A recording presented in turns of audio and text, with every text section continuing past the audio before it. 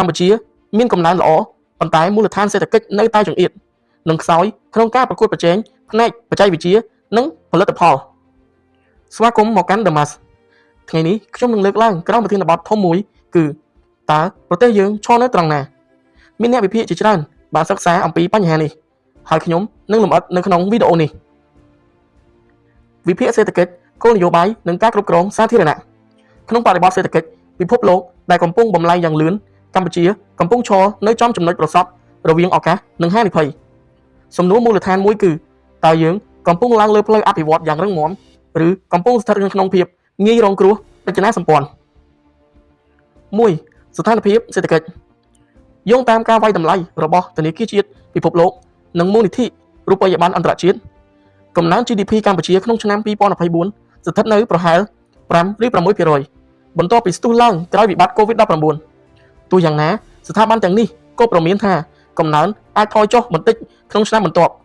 ដោយសារការថយចុះវិស័យអចលនទ្រព្យនិងសម្ពាធសេដ្ឋកិច្ចសកល GDP មធ្យមរបស់កម្ពុជាស្ថិតនៅជិត$50,000 លានដែលបញ្ជាក់ថាយើងនៅតែជាប្រទេសចំណូលមធ្យមកម្រិតទាបបំណុលសាធារណៈតាមរបាយការណ៍របស់ធនាគារអភិវឌ្ឍន៍អាស៊ីបំណុលសាធារណៈសរុបស្ថិតនៅប្រហែល25ទៅ30% នៃ GDP នៅកម្រិតដែលត្រូវបានគេចាត់ទុកថាអាចគ្រប់គ្រងបានប៉ុន្តែមូលនិធិរូបិយប័ណ្ណអន្តរជាតិបានសង្កត់ធ្ងន់ថាបញ្ហាមិនមែនស្ថិតនៅត្រឹមទំហំបំណុលទេប៉ុន្តែស្ថិតនៅលើសមត្ថភាពប្រមូលពន្ធនិងប្រសិទ្ធភាពចំណាយរដ្ឋវិនិយោគផ្ទាល់ពីបរទេសមូលនិធិរូបិយប័ណ្ណអន្តរជាតិនៅតែជាម៉ាស៊ីនសំខាន់សម្រាប់វិស័យឧស្សាហកម្មផលិតកម្មនិងហេដ្ឋារចនាសម្ព័ន្ធទោះយ៉ាងណាធនាគារពិភពលោកបានបញ្ជាក់ថា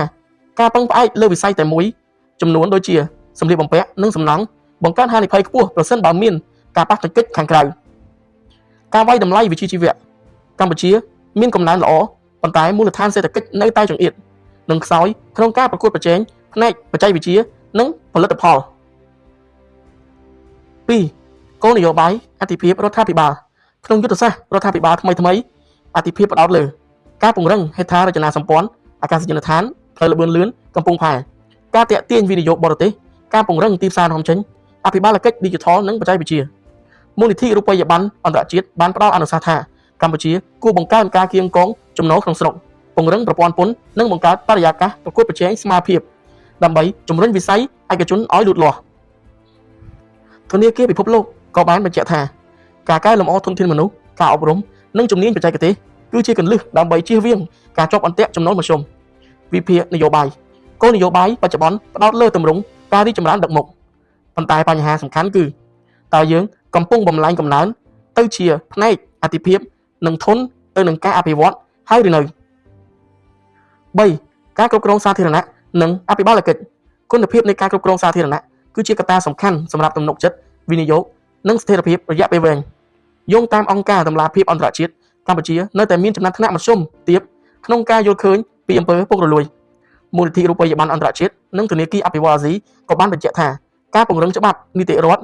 គណនេយ្យភាពការទទួលខុសត្រូវតម្លាភាពនិងជួយបង្កើនប្រសិទ្ធភាពសេដ្ឋកិច្ចនិងទាក់ទាញវិនិយោគគុណភាពខ្ពស់ការសិក្សាសកលបង្ហាញថាប្រទេសដែលមានអភិបាលកិច្ចខ្ពស់មានទំនាក់ទំនងវិជ្ជមានជាមួយផលិតភាពសេដ្ឋកិច្ចចម្រុះស្ថិរភាពស្ថាប័នសេចក្តីពិតយុទ្ធសាស្ត្រកំណើនអាចកើនឡើងដោយគ្មានការកែតម្រង់ជ្រាលជ្រៅប៉ុន្តែ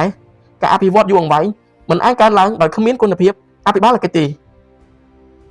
សន្និដ្ឋានវិជ្ជាជីវៈប្រទេសយើងឈរនៅត្រង់ណា1យើងមានកំណើនសេដ្ឋកិច្ចវិជ្ជមានប៉ុន្តែមានហានិភ័យខ្ពស់រចនាសម្ព័ន្ធ2បំណុលស្ថិតនៅមានកម្រិតគ្រប់គ្រងបានប៉ុន្តែសមត្ថភាពហិរញ្ញវត្ថុក្នុងស្រុកត្រូវពង្រឹង3គោលនយោបាយផ្ដោតលើកំណើនប៉ុន្តែការបំលែងទៅជាការអភិវឌ្ឍមាននិរន្តរភាពនិងនៅតែមានការប្រកួតប្រជែង4គុណភាពអភិបាលកិច្ចគឺជាកត្តាកំណត់ទិសដៅអនាគត